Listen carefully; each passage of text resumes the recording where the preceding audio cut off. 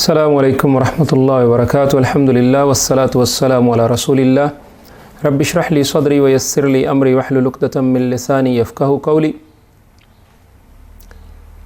ایک دوست نے شیخ محمد کی ویڈیو مجھے بھیجی اور مجھ سے تبصرہ چاہا۔ میں نے اس دوست کو تو مختصر جواب دے دیا۔ اب اس ویڈیو پر کچھ تفصیلی بات کرتے ہیں۔ اس ویڈیو کا جو عنوان ہے وہ ہے کیا بے عزتی یا اذیت دینے والے اور گستاخ رسول کی سزا موت ہے؟ محمد شیخ کے نام سے جو یوٹیوب چینل ہے اس پر یہ 4 اپریل 2018 کی تاریخ جو ہے اس پر رقم ہے۔ سوال کیا گیا ویڈیو میں کہ قرآن ایسے لوگوں کی سزائے موت کے بارے میں کیا کہتا ہے جو گستاخ رسول ہیں یا ان کی شان میں بے حرمتی کرتے ہیں۔ اس پر شیخ صاحب دلیل دیتے ہیں وَمِنْهُمُ الَّذِينَ يُؤْذُونَ النَّبِيَّ وَيَقُولُونَ هُوَ أُذُنٌ۔ پھر آیت مکمل کرتے ہیں تو ترجمہ جس کا یہ ہے کہ اور ان میں سے کچھ وہ ہیں جو نبی صلی اللہ علیہ وسلم کو ایذا دیتے ہیں اور کہتے ہیں وہ تو کان ہے۔ کہہ دے تمہارے لیے بھلائی کا کان ہے، اللہ پر یقین رکھتا ہے، مومنوں کی بات کا یقین کرتا ہے اور ان کے لیے رحمت ہے جو تم میں سے ایمان لائے۔ اور جو لوگ اللہ کے رسول کو ایذا یعنی تکلیف دیتے ہیں ان کے لیے دردناک عذاب ہے۔ سورۃ التوبہ آیت 61۔ اب اس آیت میں چونکہ اللہ کے رسول صلی اللہ علیہ وسلم کو کان کا کچا یا کان کا ہلکا کہا گیا، رسول اللہ صلی اللہ علیہ وسلم کی شان میں یہ نازیبا الفاظ کہے گئے، تو اس پر شیخ صاحب کہتے ہیں کہ آپ کو کیا تکلیف؟ اللہ تعالیٰ نے یہاں دردناک عذاب کا ذکر کیا ہے ایسے لوگوں کے لیے جو توہین کرتے ہیں، جو گستاخی کرتے ہیں، تو اللہ تعالیٰ ان کو دردناک عذاب دے گا۔ اور اللہ سے زیادہ عذاب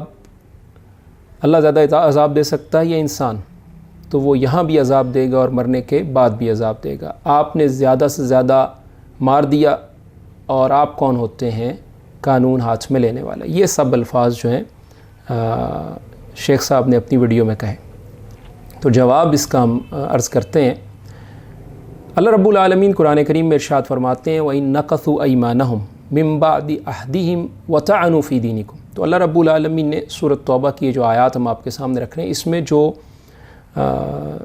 جرائم ذکر کیے ہیں ان لوگوں کے، وہ ہم آپ کے سامنے بیان کرتے ہیں کہ اگر وہ اپنے عہد کے بعد اپنی قسمیں توڑ دیں وَطَعَنُوا فِي دِينِكُمْ اور تمہارے دین میں تعان کرے، تو پھر فَقَاتِلُوا أَئِمَّةَ الْكُفْرِ، تو پھر کفر کے جو پیشواں ہیں، جو لیڈرز ہیں، ان سے جنگ کرو۔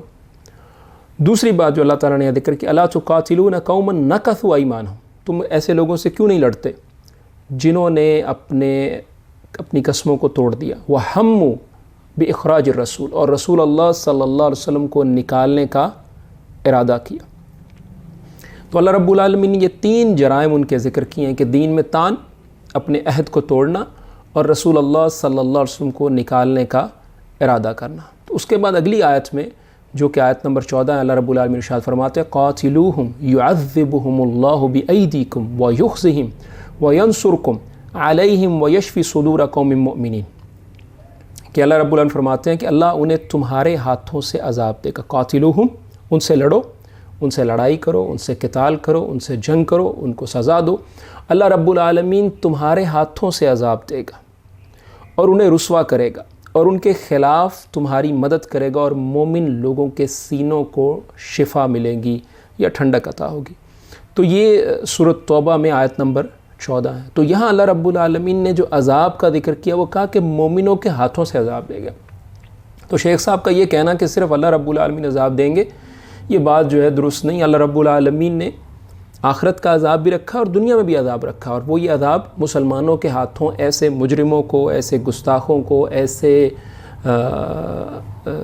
جو ظلم اور زیادتی کرنے والے ہیں ان کے ساتھ لڑائی کر کے، ان کے ساتھ قتال کر کے ان کو سزا دی جائے گی اور اپنے ہاتھوں سے عذاب دیا جائے گا۔ یہ اللہ رب العالمین نے قرآن کریم میں ذکر کیا۔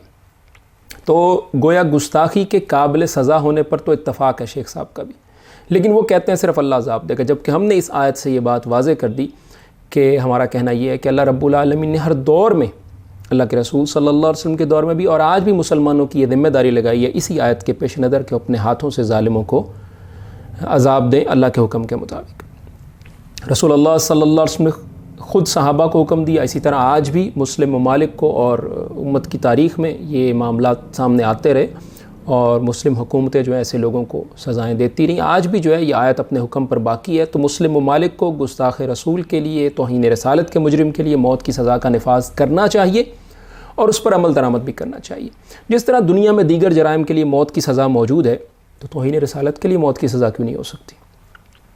یہاں یاد رہے کہ ہم قانون ہاتھ لینے کے معاملے میں بات نہیں کر رہے، قانون ہاتھ لینے کے معاملے میں بات نہیں کر رہے کہ کوئی شخص قانون ہاتھ میں لے۔ ہم یہ کہہ رہے ہیں کہ حکومتیں، ادارے، قانون نافذ کرنے والے جو ایجنسیز ہیں، لوگ ہیں، جیسے ہر ملک میں ہوتے ہیں، تو ان کو چاہیے کہ خود گستاخ کو سزائے موت دیں، جیسے اللہ کے رسول صلی اللہ علیہ وسلم نے دی، صحابہ نے اس پر عمل کیا اور قرآن کریم کی آیت ہے۔ اسی طرح دنیا بھر میں بلاسفیمی لاز جو ہیں وہ رائج ہیں اور ان پر عمل ہوتا ہے۔ اسی طرح لا آف ڈیفیمیشن جو ہے یہ بھی موجود ہے۔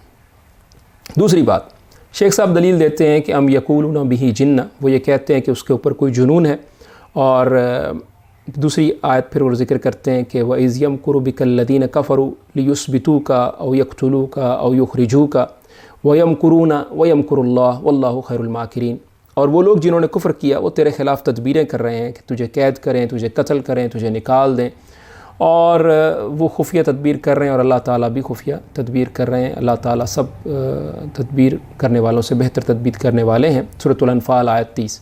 اس کے بعد شیخ صاحب یہ کہتے ہیں کہ جی دیکھیں، پچھلی آیت میں رسول اللہ صلی اللہ علیہ وسلم کو پاگل کہا گیا اور گستاخی کی گئی، تو قرآن کریم میں یہ گستاخی رپورٹ ہوئی، اور اللہ کے رسول صلی اللہ علیہ وسلم کے خلاف جو ہے، ان کی شخصیت کے خلاف رسول اللہ علیہ وسلم کو بدنام کرنے کے لیے ابتدا سے ہی کام ہو رہا ہے، اور یہ ہو رہا ہے اور یہ ہوتا رہے گا، اور اس کے باوجود اسلام پھیل رہا ہے، قرآن پھیل رہا ہے، آپ کیوں جل رہے ہیں؟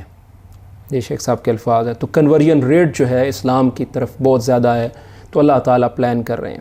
اس کا جواب یہ ہے، دیکھیے مسلمان اسلام کے پھیلنے سے کیوں جلے گا؟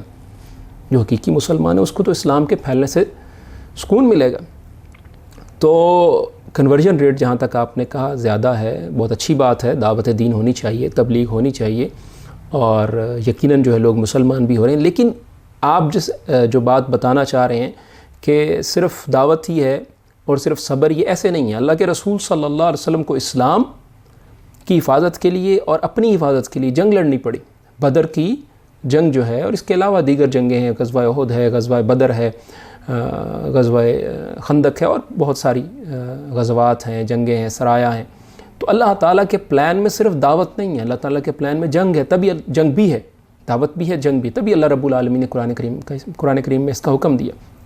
اور یہاں اس میں ایک بات ضروری ہے بیان کرنا کہ اللہ کے رسول صلی اللہ علیہ وسلم نے بدر کے موقع پر ہاتھ پھیلائے، اللہ تعالیٰ سے بلند آواز میں دعا کی کہ اللہم انجز لی ما وعدتنی، کہ اللہ جو وعدہ تو نے مجھ سے کیا ہے اس کو پورا فرما، اے اللہ جو وعدہ تو نے مجھ سے کیا اس کو پورا فرما۔ پھر فرمایا اللہم ان تہلک ہذہ العصابہ، کہ اللہ رب العالمین آج اگر اہل اسلام کے یہ جو لوگ ہیں یہ ہلاک ہو گئے، یہ جو جماعت جو جنگ لڑنے آئی ہے جنگ بدر میں مسلمانوں کی، یہ اگر ہلاک ہو گئی تو اہل اسلام کی یہ جماعت، تو اس زمین پر پھر اسلام میں اسلام تیری بندگی نہیں ہوگی، اس زمین پر تیری بندگی ختم ہو جائے، کیونکہ اللہ کے رسول صلی اللہ علیہ وسلم آخری نبی ہیں اور مسلمانوں کی یہ قوی جماعت ہے۔ اگر اس جماعت کا خاتمہ ہو گیا، اللہ کے رسول صلی اللہ علیہ وسلم اور ساتھیوں کا ان کی طاقت ختم ہو گئی، تو پھر عبادت جو ہے تیری ختم ہو جائے گی۔ تو اس قدر خطرناک صورتحال ہے، اور اللہ کے رسول صلی اللہ علیہ وسلم پھر ہاتھ پھیلا کر دعا کرتے رہے، آپ کی چادر آپ کے کندھوں سے گر گئی،